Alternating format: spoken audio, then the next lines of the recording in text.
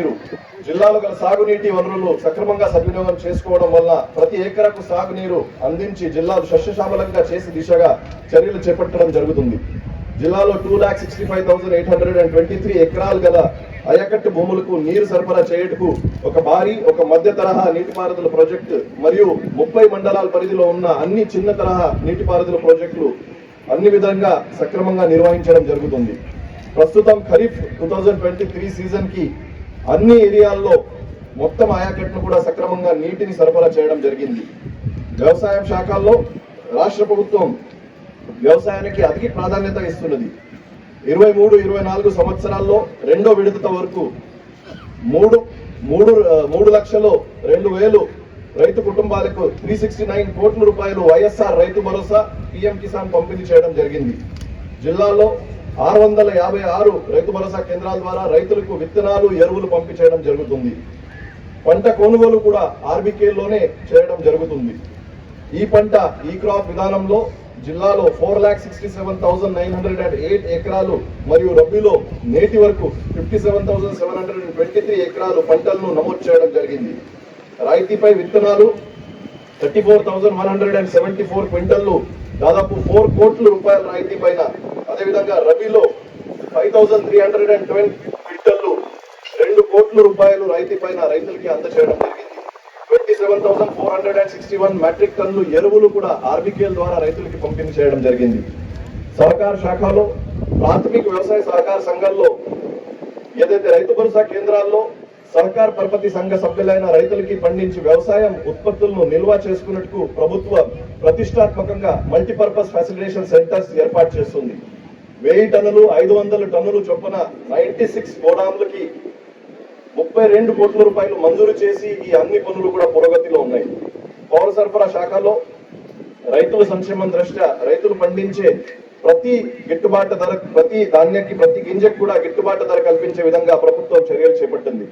2023-24 ప్రస్తుత ఖరీఫ్ సీజన్ లో రైతులు పండించిన ధాన్యానికి కనీస మద్దతు ఇస్తూ 583 ప్యాడీ ప్రొక్యూర్మెంట్ సెంటర్ల ద్వారా 371 కొనుగోలు కేంద్రాల ద్వారా 3,70,086 మెట్రిక్ టన్నుల ధాన్యాన్ని 79,177 రైతుల నుంచి 618 కోట్ల రూపాయలతో పాటు వాళ్ళ దగ్గర నుంచి తీసుకుని వాళ్ళ డబ్బులు చెల్లించడం జరిగింది.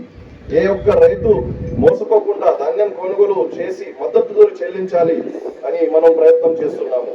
జిల్లాలో 6,74,871 బియ్యం కార్డులు దానికి 422 సంచార వాహనాల ద్వారా లబ్ధిదారుల ఇంటి వద్దకే నిత్యావసర సరుకులు సరఫరా చేయడం జరుగుతుంది.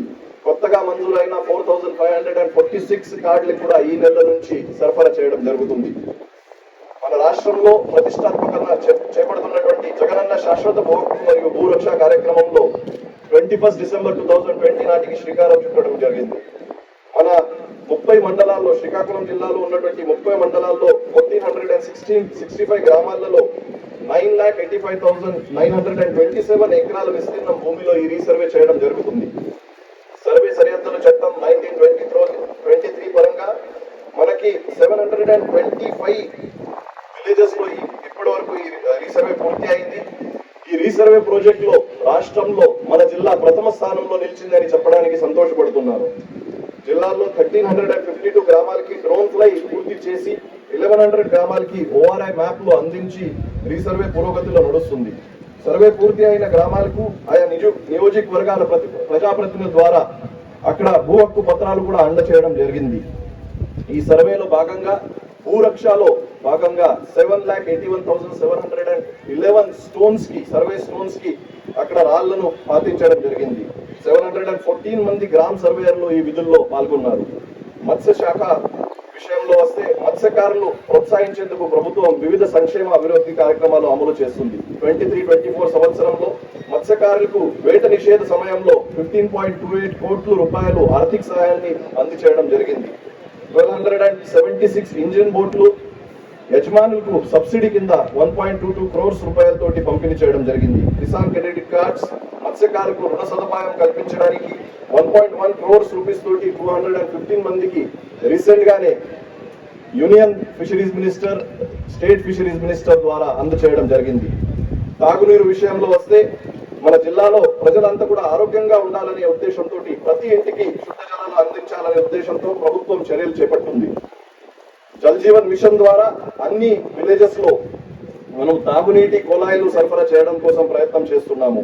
ఉద్దానం తాగునీటి పథకం కింద ఇచ్చాపురం పలాస నియోజకవర్గంలో 807 గ్రామాలకు సుమారు 700 కోట్లు చేపట్టిన తాగునీటి పథకం డిసెంబర్ 14 తేదీన గౌరవ ముఖ్యమంత్రి గారు ప్రారంభించడం జరిగింది. ఈ పథకం ద్వారా 7 మండలాలకు సంబంధించిన అన్ని గ్రామాల్లో ప్రతి ఇంటికి తాగునీరు సరఫరా చేయటకు కమ్యూనిటీ కాంట్రాక్టింగ్ పద్ధతిలో రాబోయే 2-3 నెలల్లో పనులు పూర్తి చేసే దశలో పురోగతిలో ఉన్నాము. జల్ జీవన్ మిషన్ ద్వారా 2,15,034 గృహాలకి తాగునీరు కల్పించడం జరిగింది. మిగిలిన పనులు నెక్స్ట్ 2-3 నెలల్లో పూర్తి చేయడం జరుగుతున్నది. జగనన్న హౌసింగ్ కాలనీలో తాత్కాలికంగా 719 పనులకు 38 కోట్ల రూపాయలను ప్రభుత్వం మంజూరు చేయగా ఇప్పటి వరకు 555 పనులు పూర్తి చేయడం జరిగింది. జగనన్న హౌసింగ్ కాలనీలోనే 784 శాశ్వత పనులకు 103 కోట్ల రూపాయలు ప్రభుత్వం మంజూరు చేయగా వాటిలో 35 పనులు పూర్తి చేయగా మిగిలిన పనులు పురోగతిలో ఉన్నాయి. గడప గడపకు మన ప్రభుత్వం ద్వారా రూరల్ వాటర్ సప్లై డిపార్ట్మెంట్ లో 980 పనులకి 29 కోట్ల రూపాయలు మంజూరు కాగా దాంట్లో 360 పనులు ఆల్రెడీ పూర్తి చేయడం జరిగింది. వైద్య ఆరోగ్య శాఖ జిల్లాలో ప్రజలకు వైద్య ఆరోగ్య సేవలు త్వరితగతిలో చికిత్స అందించేందుకు ఫ్యామిలీ ఫిజిషియన్ కార్యక్రమం గత ఆగస్టు నెల నుంచి ప్రారంభం చేయడం జరిగింది. ఆరోగ్య కేంద్రానికి రాలేనివి ఆపరేషన్ చేయించుకున్న వారికి ఇంటి వద్ద వైద్యం, ఇల్లు వద్ద ఇంటున్న వారికి ఇంటి వద్ద వైద్యం ఇవ్వడానికి ఫ్యామిలీ ఫిజిషియన్ కాన్సెప్ట్ చాలా మేలు జరుగుతుంది. ఆరోగ్యశ్రీ ద్వారా గత సంవత్సరంలో 3,257 రకాల వివిధ వ్యాధులకు 81,582 మందికి శస్త్రచికిత్సలకి 158 crores రూపాయలు చెల్లించడం జరిగింది. పలాసలో 85 కోట్లతోటి మనం నిర్మించిన 200 పడకలు super speciality kidney research hospital గత డిసెంబర్ నెలలో గౌరవ రాష్ట్ర ముఖ్యమంత్రి గారు ప్రారంభించడం జరిగింది. జగనన్న ఆరోగ్య సురక్ష మొదటో రెండో విడతలో వివిధ విలేజెస్ లో విలేజ్ హెల్త్ సెంటర్స్ లో క్యాంపులు నిర్వహించి అందరికీ కూడా వాళ్ళ ఇంటి దగ్గర ఆరోగ్య సేవలు అందించడం జరిగింది.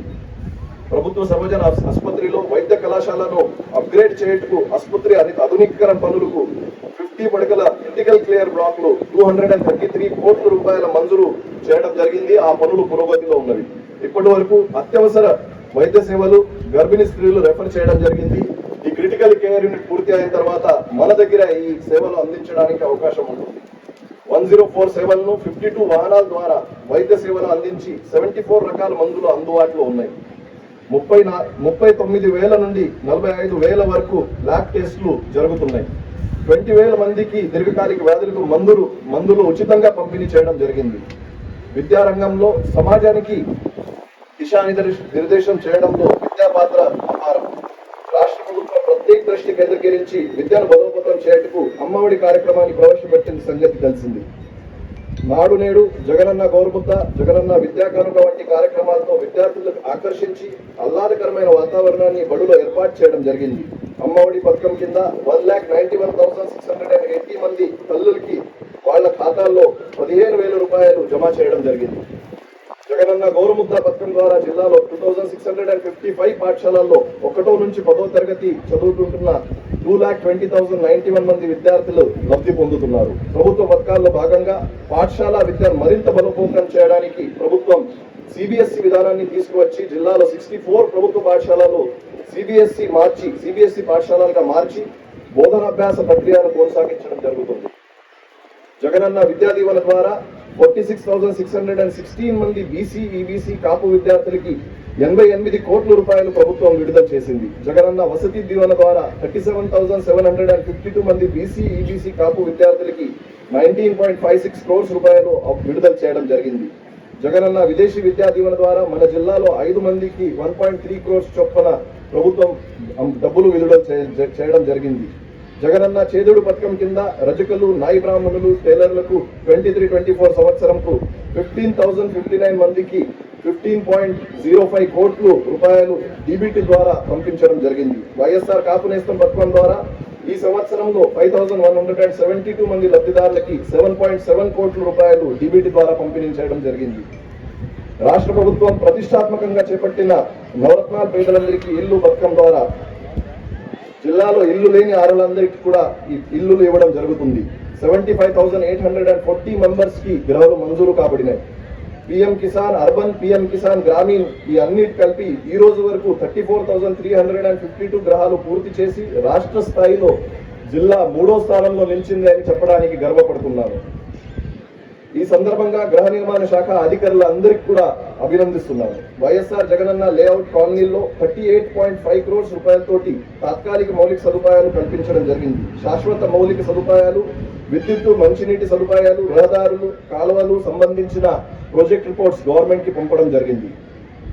మన మౌలిక వస్తువులు వస్తే పంచాయతీరాజ్ ఇంజనీరింగ్ శాఖ ద్వారా ప్రధాన మంత్రి గ్రామ సడక్ యోజన 3వ విడత పథకం బ్యాచ్ 1, బ్యాచ్ 2 కింద 19 పనులకు 144 crores రూపాయలు ఇవ్వడం జరిగింది. ఏఐఐబి పథకం కింద 395 పనులతో 690 కిలోమీటర్లకు 399 కోట్ల రూపాయలు బీటీసీసీ రోడ్స్ కోసం మంజూరు చేసి ఆ పనులు పురోగతిలో ఉన్నాయి. మన జిల్లాలో 654 గ్రామ సచివాలయ బిల్డింగ్స్, 650 రైతు భరోసా కేంద్ర buildings, 535 village health centre buildings పురోగతిలో ఉన్నాయి. ఆర్ఎండ్బి డిపార్ట్మెంట్ ద్వారా 76 పనులకు సంబంధించిన 129 కోట్ల రూపాయలు 467 కిలోమీటర్స్ వరకు ఎండిఆర్ అండ్ ఎస్హెచ్ పథకం కింద పనులు మంజూరు కాగా ఈ పనులు పురోగతిలో ఉన్నాయి. జిల్లాలో 22 పనులు 40 రోడ్స్ అభివృద్ధి చేయడానికి గవర్నమెంట్ 61 crores రూపాయలు 259 కిలోమీటర్స్ మంజూరు చేయడం జరిగింది. ఇంటిగ్రేటెడ్ కలెక్టరేట్ కాంప్లెక్స్ మన జిల్లాకి చాలా తొందరలోనే ఒక పెద్ద కొత్త కలెక్టరేట్ బిల్డింగ్ రాబోతుంది. ఈ నెక్స్ట్ 2-3 months లో 116 crores రూపాయలతోటి నిర్మించిన ఈ కలెక్టరేట్ బిల్డింగ్ పూర్తిగా రెడీ చేసి ఆరంభించడానికి సజ్జమవుతుంది. మొదటి దశలో 2024 నాటికి మనకి పిహెచ్సిలు 9 పిహెచ్సిల కోసం 16 crores రూపాయలు మంజూరు కాగా మార్చ్ 24 నాటికి పూర్తి చేయడానికి అవకాశం ఉన్నది. 57 పిహెచ్సి భవనాలు పటిష్టత మరియు మరమ్మతులకు 23 crores రూపాయలు మంజూరు పనులు చేయడం జరిగింది. రెండవ దశలో 5 కొత్త పిహెచ్సిల భవనాలు పనులకు 11.8 కోట్ల రూపాయలు మంజూరు అయి పనులు పురోగతిలో ఉన్నాయి. 2023-24 సంవత్సరంలో ఇప్పటి వరకు 3,239 ఎంఎస్ఎంఎల్కి 282 కోట్ల రూపాయల పెట్టుబడులతోటి స్థాపించి 11,847 మందికి ఉపాధి కల్పించడం జరిగింది. ఇదే సంవత్సరంలో 285 యూనిట్లకు 8.92 crores రూపాయలు వివిధ బ్యాంకుల నుండి మార్జిన్ మనీగా ఇవ్వడం జరిగింది. జిల్లాలో సముద్ర తీర ప్రాంతాన్ని అభివృద్ధి చేసి ప్రజల జీవన విధానాన్ని మెరుగుపరిచే ఉద్దేశంతో తీర ప్రాంతంలో మూలపేట పోర్టు ఏర్పాటుకు ప్రభుత్వం సంకల్పించి విధులు మంజూరు చేయడం జరిగింది. ప్రభుత్వం తీర ప్రాంత అభివృద్ధి పథకం భాగంగా అత్యంత ప్రతిష్టాత్మకంగా పలు నాన్ మేజర్ పోర్ట్ నిర్మాణం ప్రారంభమైంది. అందులో భాగంగానే మన జిల్లాలో సంతబొమ్మాలి మండలం మూలపేట గ్రామం వద్ద పోర్ట్ నిర్మాణం జరుగుతున్నది. ఈ పోర్ట్ కి కావాల్సిన 496 ఎకరాలు ప్రైవేట్ ప్రభుత్వ భూమి, 317 ఎకరాలు ప్రైవేట్ భూమి అంతా కూడా సేకరించడం జరిగింది. జిరాయితీ భూములకు వస్తే అత్యధికంగా ఎకరానికి 25 లక్షల రూపాయల నష్టపరిహారం ప్రకటించి జరిగింది. 224 కోట్ల రూపాయలు రైతులకు నష్టపరిహారాన్ని బ్యాంకు ఖాతాలో జమ చేయడం అయింది. ఏకకాలంలో పోర్ట్ నిర్మాణంతో పాటు పోర్టుకు చేరుకునే రోడ్డు కోసం 228 ఎకరాలు మరియు రైల్ సౌకర్యం కోసం 72 ఎకరాలు భూమి సేకరించడం పురోగతిలో ఉన్నది. ఇందుకు సుమారు 77 కోట్ల రూపాయలు నష్టపరిహారం రైతుల ఖాతాల్లో ఇవ్వడం జరిగింది. పోర్టు ఏర్పాటు ద్వారా పూర్తిగా నిర్వాసితులు అవుతున్న వారికి సంతబొమ్మాలి మండలం కాస్పానోపాడ గ్రామం వద్ద సుమారు 109 కోట్ల రూపాయలతోటి ఒక నిర్వాసితుల కాలనీ ఏర్పాటు చేయడం జరుగుతుంది. మూలపేట, విష్ణుచక్రం గ్రామాలు కలిపి 594 పీడిఎఫ్ల అందరికి కూడా ఇప్పటిదాకా 52.8 crores రూపాయలు నష్టపరిహారం అందించడం జరిగింది. ఎచ్చర్ల మండలంలో గూడగట్ల గ్రామంలో వద్ద సముద్ర తీరంలో 365 crores తోటి ఫిషింగ్ హార్బర్ నిర్మించుటకు శంకుస్థాపన చేసి పనులు పురోగతిలో ఉన్నాయి. మూలపేట పోర్టు నిర్మాణం ద్వారా సముద్ర వనరుల వినియోగం, తీర ప్రాంత వృద్ధి, వ్యాపారం, ఉపాధి కల్పించి జిల్లాలో సర్వతోముఖాభివృద్ధి తెచ్చుకోవడానికి దిశగా రాష్ట్ర ప్రభుత్వం చిత్తశుద్ధితో అడుగులు వేస్తుందని చెప్పడానికి సంతోషపడుతున్నాను. మరిన్ని వీడియోస్ కోసం ఛానల్ ని సబ్స్క్రైబ్ చేయండి. లేటెస్ట్ అప్డేట్స్ కోసం వాట్సాప్ ఛానల్ ని ఫాలో చేయండి. అండ్ లింక్ డిస్క్రిప్షన్ లో ఉంది.